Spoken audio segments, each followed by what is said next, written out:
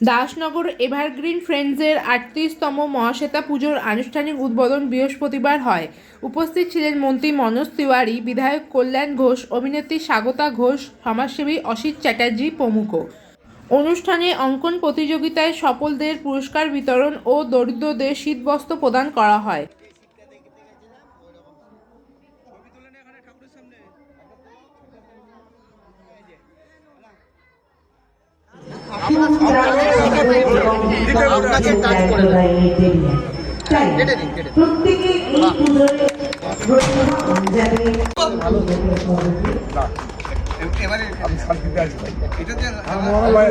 তুমি নতুন অশান্তিতে খারাপ কি দরকার আছে? আপনি ওই বড়টা দিয়ে যাবেন।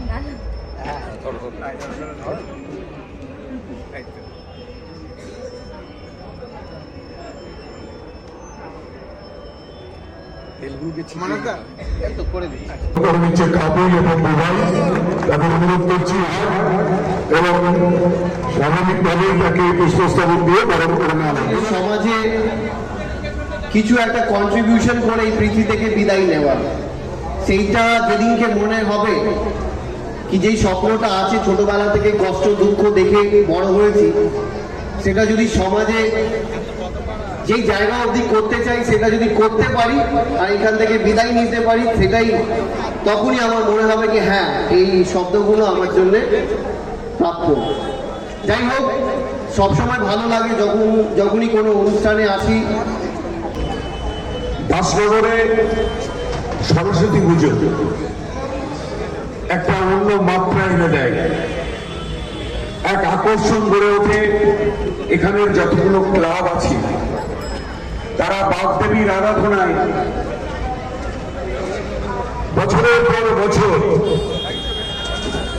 তারা প্রতিদ্বন্দ্বিতা করে এই এলাকার মানুষকে মণ্ডপ সজ্জা থেকে আরম্ভ করে আলোক সজ্জা থেকে সরস্বতীকে নিয়েই দাদা এটা লেখা, যিনি মানে আগামী প্রজন্ম বা এখনকার প্রজন্ম যেভাবে এগিয়ে চলেছে পড়াশোনার দিকে, সেই নিয়েই আমাদের গল্প প্রফেসর বিদ্যা ব্যানার্জি। আর আজকে অদ্ভুতভাবে আমি যে উদ্বোধনে এসেছি সেটাও মা সরস্বতীরই, মানে ওটা একটা লিঙ্ক আপ হয়ে গেছে কোথাও একটা। তো আমার নিজেরও এসে খুব ভালো লাগছে যে আমি যে গীতারাজি তো অবভিয়াসলি শেষ হয়েছি, কোথাও গিয়ে আমার এই দেবীর সাথে আরাধনার দেবীর সাথে লিঙ্ক।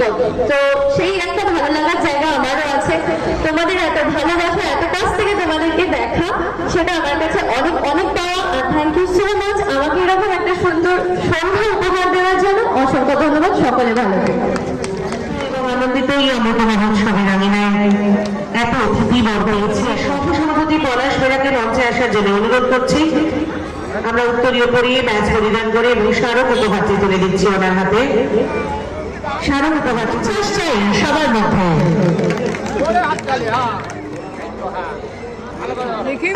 আমরা নেব। পুজো কমিটির যিনি সভাপতি দেবকুমার দাস মহাশয়, আমরা তাকে বরণ করি।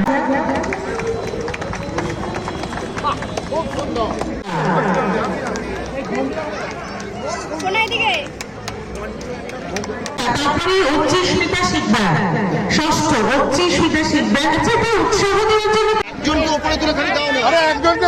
আরে ঠিক আছে, আমি এইখান থেকে ডাক পাই আর অবশ্যই সবসময় আমাকে ডাকে এনারা। আর প্রত্যেক কটা সদস্যকে আমি অভিনন্দন জানাই কি আজ এইবারের সরস্বতী পুজো যে থিমটা হয়েছে একটা অসাধারণ থিম হয়েছে। গতকাল ধরে আমি অনেক কটা উদ্বোধন করেছি, কিন্তু সবচেয়ে বেস্ট আপাতত আমার মনে হচ্ছে এইটাই।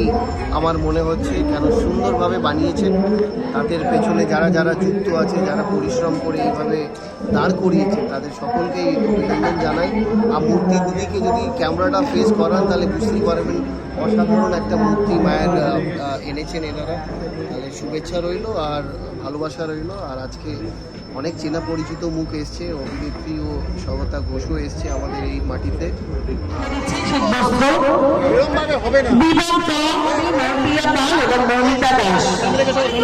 জোরে তালি হয়ে যাক আবারও, জোরে তালি হয়ে যাক আবারও। মুখ গাড় হচ্ছে চাওয়ার, মানে আমার বাড়িতেও খুব বড় করে সরস্বতী পুজো হয় প্রত্যেক বছর। এখানে এসে শুনলাম এটা 34, তাই তো 38 ইয়ার্স, মানে এটাও অনেক অনেক লং ইয়ার্স ধরে চলে আসছে এভারগ্রিন ক্লাবের। তো আমার একটাই চাওয়ার মায়ের কাছে, যে যেটা মনোজদা বলে গেল, এটা ঠিক প্রত্যেকটা মানুষের, মানে শেখার কোনো দিন শেষ হয় না, এটা আমরা জানি। প্রত্যেকটা মানুষকে প্রতিটা মুহূর্তে শিখতে হয়। তো আমার এটাই মায়ের কাছে চাওয়ার, যে প্রত্যেকটা মানুষকে যেন সেই একটা বিদ্যা প্রত্যেকটা মুহূর্তে যেন দিতে থাকে, আর সেটা যেন সবাই নিতেও পারে। মানে এটা একটা কারো জীবনে যদি একটা ফুল স্টপ পড়ে যায়, যে সে যদি সব কিছু জেনে গেছে এটা যদি মনে করতে থাকে, তখন থেকে তার ডাউনফল শুরু হয়, যেটা মনস্তা বললো সেম। কারণ ঠিক ছিল লাইনটা, ঠিক ছিল আমার চতুর্থ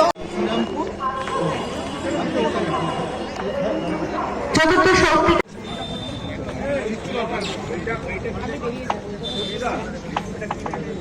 জোরে করতালি হয়ে যাক আবারও। বিবেক সহ আমরা তাকে বরণ করে নিচ্ছি, পূজা কমিটির সহ সভাপতি তাকে বরণ করে নিচ্ছি এই মুহূর্তে। আমরা স্মারক উপহার তুলে দিলাম ওনার হাতে।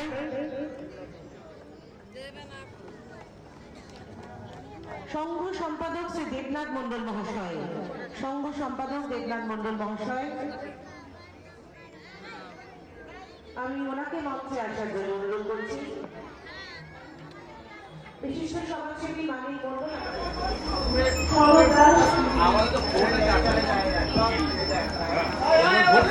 ভয়টা